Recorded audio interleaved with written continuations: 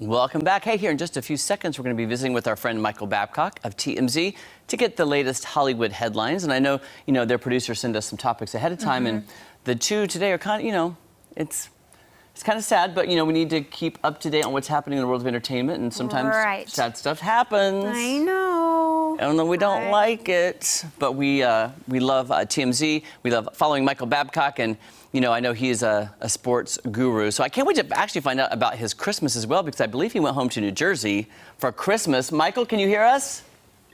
Jeremy, yes, I can. Can you hear me? Yes, there you are. Michael, first of all, Happy New Year. Kenya is filling in today, so it's good to see you. Nice to meet you. I'm sorry, I didn't get your name. What's your name? Kenya, just think like the country. Kenya. So the sound is a little muffled. That's why. It's very nice to meet you, Kenya. Good to meet you, too. Oh, Michael, first of all, Happy New Year. Did you have a good Christmas and New Year? Yeah, I did. I had a great Christmas, and then on New Year's Eve, actually, I was on a airplane. So, that wasn't the wildest celebration at midnight. Well, that's all right. That's okay. I love following you on Instagram and seeing your family over the holidays. Yeah, we had a really nice time. How about you guys? Yes, we can't complain. We're happy it's not snowing, so that's all we'll take. I know I'm not used to the cold anymore. It was like 5 degrees when I got there, and it was not good. Not good for me. We hear you. I know we have two kind of sad stories today, but let's start with Jeremy Renner, because that was it like a snowplow or snowblower incident? Yeah, Jeremy, it's really muffled, so I'll do my best to understand the question. But yeah, this Jeremy Renner situation was crazy. I've never heard of anything like this before. So he has this place near Tahoe, right, in Nevada, and he had some family and friends over the holiday weekend, right? So Sunday morning, one of his relatives had their car that got stuck. They had just gotten a bunch of fresh snow, and the car got stuck. But Jeremy happened to have this big, it's called this snowcat. It's a gigantic machine. It's not like a snowblower like you'd push. Think more like a tank. It literally has track wheels. It is huge, 14,000 pounds.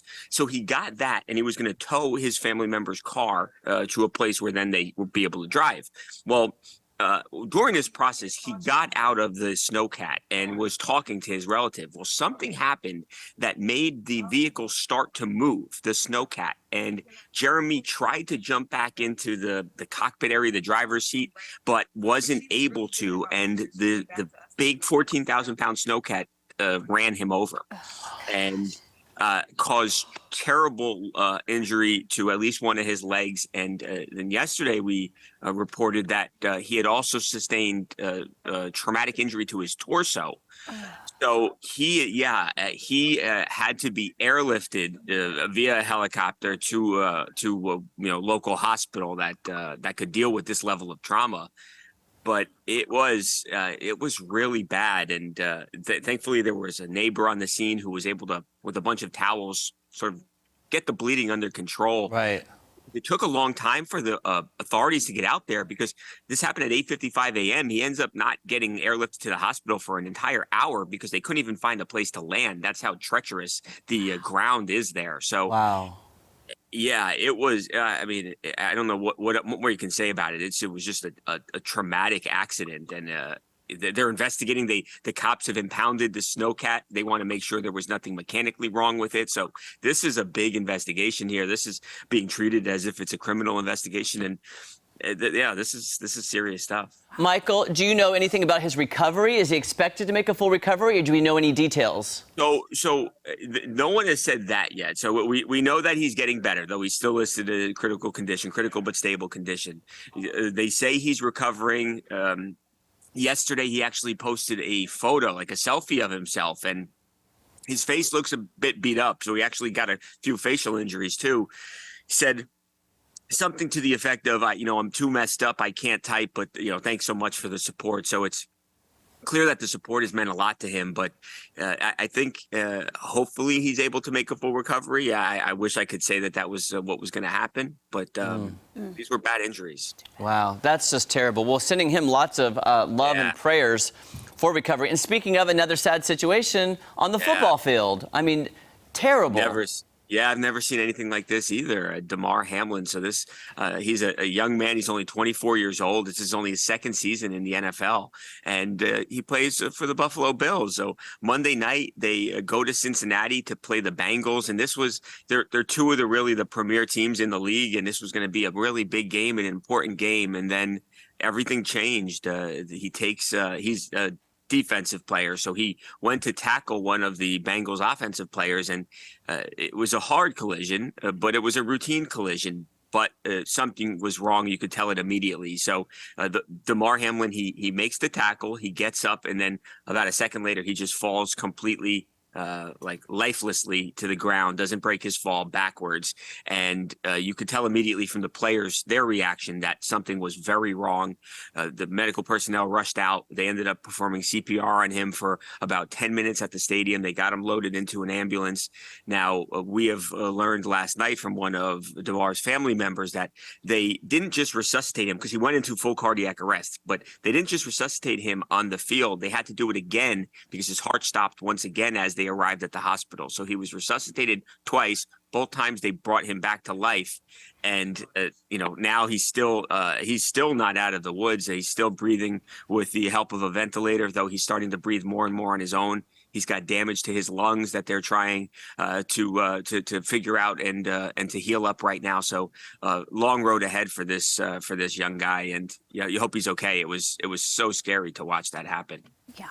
That is devastating. It's devastating, and he's so young. And I mean, I like to watch the Chiefs and the Cowboys, and you're watching games. You said it was like a routine tackle, but I'm wondering what happened that was so different in that scenario to affect his heart like that. So what they say, Jeremy, and we don't know for sure yet, but there is a commotio cordis. I believe that's the name of what the doctors here, the consensus is. So they say that there's essentially a point when your heart is about to get ready to beat again, to pump again, that if you are hit in that exact millisecond, that it could actually disrupt the rhythm of the heart or stop the heart beating altogether. And they say it's most common with sports where there might be a ball or a puck, something, lacrosse, baseball, hockey, where you could get hit in the chest at that right moment, the wrong moment really, and stop your heart. And you've seen kids die, you've seen people die from that in the past.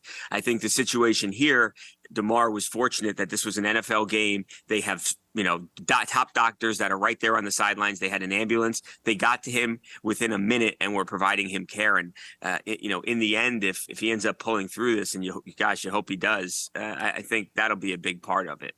Wow, so sad. Devastating really. to watch. Devastating to watch for sure. Yeah, especially when it's this is a sport so many people love, and it's hard to reconcile that when it's something that you love and it brings you so much joy and happiness and all that, and then you just said, did I just watch somebody die on the football field? Mm-hmm. It's hard. You obviously you hope he gets back. Well, Michael, thank you so much. We always look forward to talking to you every Wednesday, and we'll catch you next week. Thank you so much for your time. Good to see you. Happy New Year. Happy New Year, Jeremy. Thank you. Nice to meet you, Kenya. You too. All right, you can catch TMZ weekdays at 5 p.m. and TMZ Live weekdays at 2 p.m. right here on Fox 49. Coming up, we're going to play a game with Kenya she's never played before. Yay! All right, we'll be right back.